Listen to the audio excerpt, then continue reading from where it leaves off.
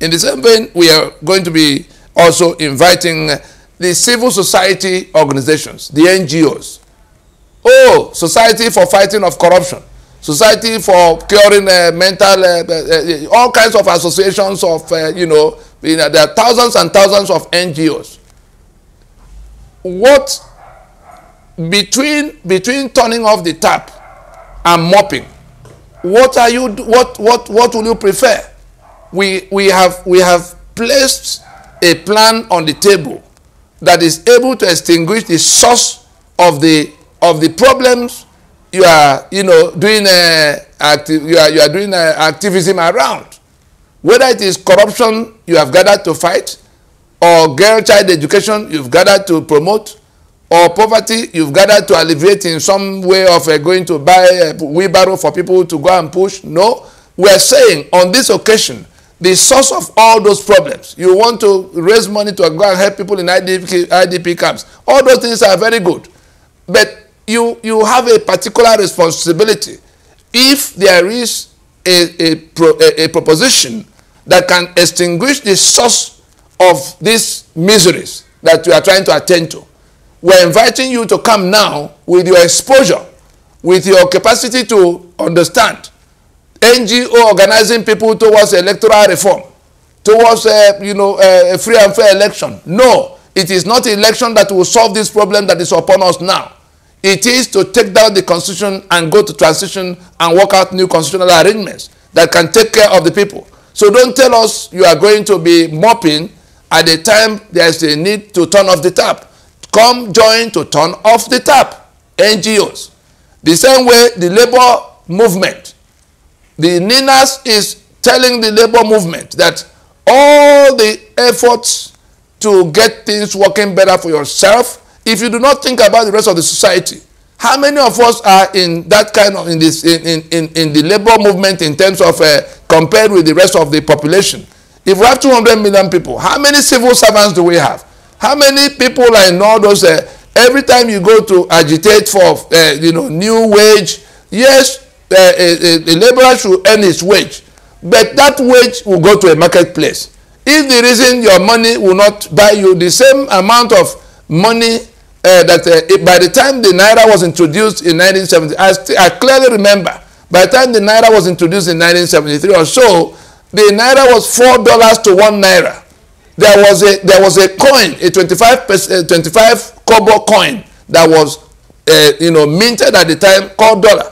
Progressively, this same Naira had been battered by the soldiers who seized power and all the people that collaborated with them, progressively to where suddenly it was now almost 1 Naira to $1, and then it became $5, 5 Naira to $1. And progressively, we are now at 500 Naira to $1. Therefore, if the labor movement, the electricity you need to make your life better, the infrastructure you need to make your life better, and the life of the other people, if you focus only on asking for salary, the day they increase fuel, you go and do a demonstration. Oh, fuel, bring back a fuel price. No. The refineries are locked down by that constitution so that you can see how it connects with you. The refineries that should have been processing our crude, we have 3 million barrels of crude oil we sell. We can't take the 10% of it that we can process and provide employment to a larger number of people.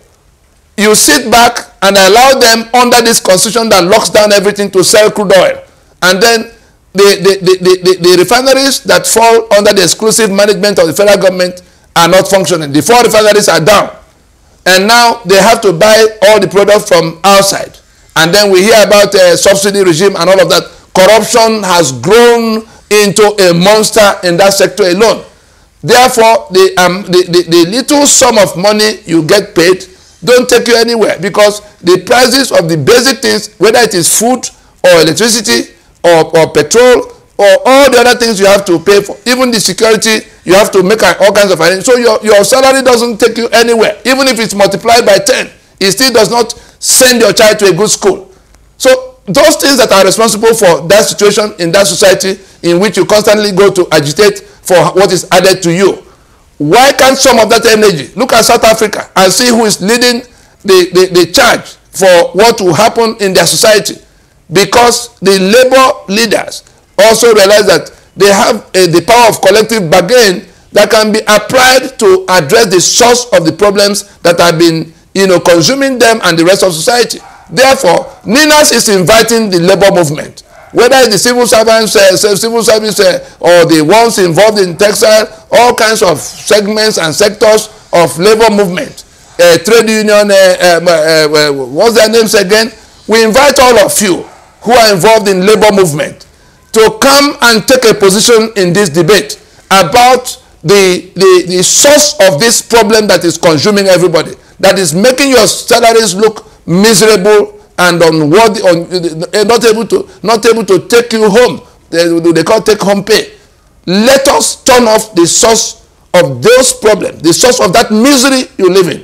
Let us see that the rest of society will also have to, somebody has to stand in looking for how to solve the problem of the rest of society. It's not only labor, but labor has that bargaining, that capacity to come together.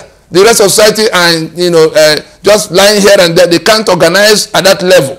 So let labor bring that power of organizing to come to extinguish the source of the trouble. Let us turn off the tap. This constitution is the reason your situation is the way it is. If you allow it to stay, if you allow them to proceed to election under it, you are signing your death warrant. You are signing to go from poverty to death. NINAS invites you to please put aside all of what you had done before. Let us combine our efforts and go and turn off the source of this problem that has been chasing the society around.